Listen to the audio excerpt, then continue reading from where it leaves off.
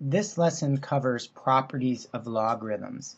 It turns out that each property for exponents has a corresponding property for logarithms. So we're going to start by briefly reviewing the exponent properties. So we learned the product property, and I have the powers of 2 listed on the side for you to refer to.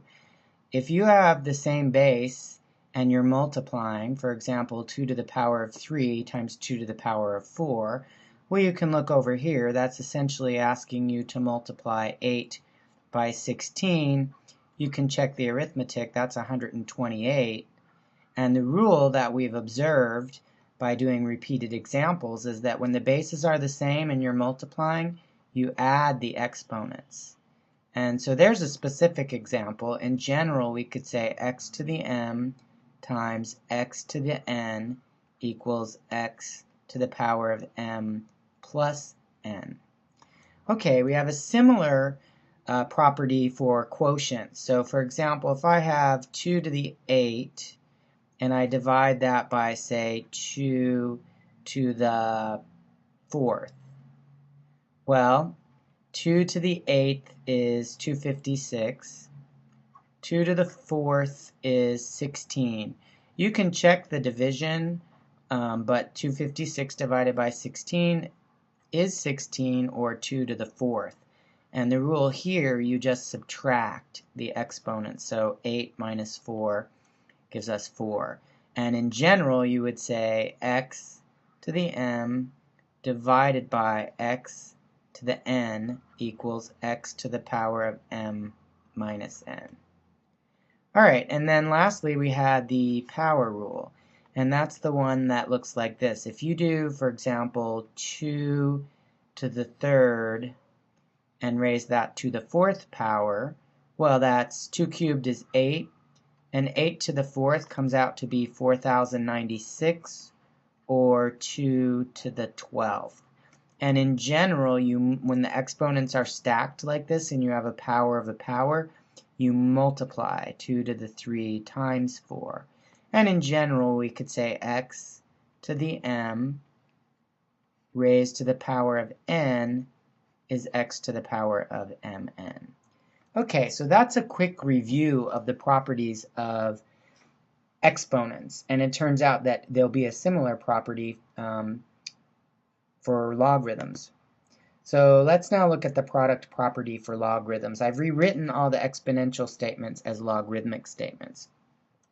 Suppose you wanted the log base 2 of 8 times 16. Well, that would be the log base 2 of, well, 8 times 16 is 128. And then if you think about that, that means log base 2 of 128 is 7. Now what you may or may not notice is that you could get the same result by breaking this apart into log 2 base 8.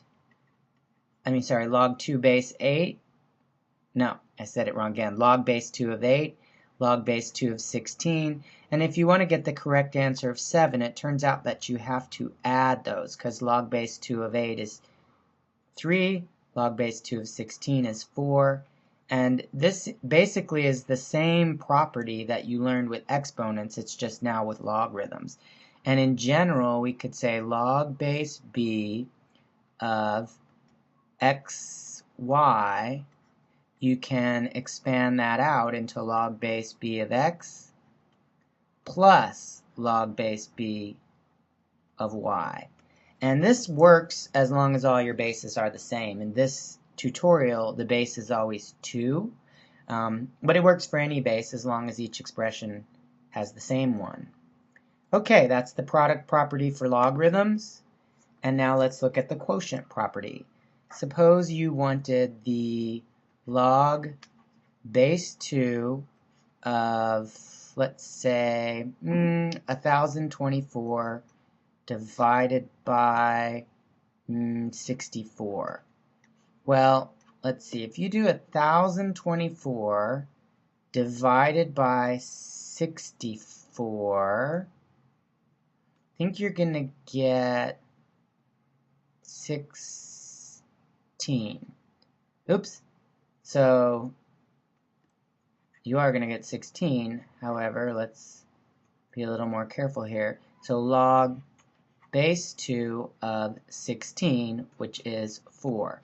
If you did each log separately, log base 2 of 1024 and log base 2 of 64, if you want to get 4, well, this log base 2 of 1024 is 10, log base 2 of 64 is, checking the chart, 6, and 10 minus 6 is 4. Again, this is the same idea as the quotient rule for exponents. It's just now in a logarithmic context. So in general, log base b of x divided by y, if you want to break that into two separate logs, it's log base b of x minus log base b of y. All right, there's one more exponent property which leads to one more logarithm property. Suppose you had log base 2 of 4 to the third power.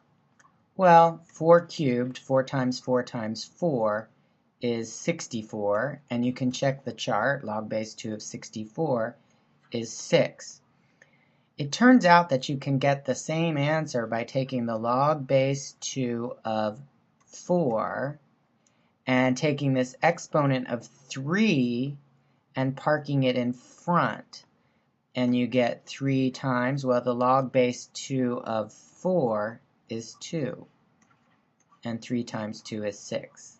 And in general, the log base b of x to the n, well, you just take the log base b of x and you park a coefficient of n in front. So the power becomes a coefficient in the front. Very useful property. We'll use that in the next couple sections. Okay, so how are these properties used? Well, we do two things. We use them to expand or to condense. And it's worth looking at what you can expand and what you cannot. You can expand the log of a product. So suppose you had log base 6 of 36x. Well, you can break that apart into log base 6 of 36 plus log base 6 of x. In this particular example, I would want you to go a little farther because log base 6 of 36 you can figure out in your head because it takes 6 to the second power. So you would get 2 plus log base 6 of x. Okay, you can do the same thing with the quotient. Suppose you had log of 1,000 divided by y. Well, you can break that up into log of 1,000 minus log of y. And here it's the common log, no base is written, so the implied base is 10. The log of 1,000 is 3, so you get 3. Ooh, did I write? Oh, it is a minus. Okay, just got a little messy up above. Let's clean this up. 3 minus log y. Okay, log of a power. Suppose you had log base 5 of x to the 7th. You just take the 7, park it in the front, and do log base 5 of x. All right, it's worth noting you cannot expand the log of a sum. If you had the log of 36 plus x, that does not simplify. There's nothing you could do with that.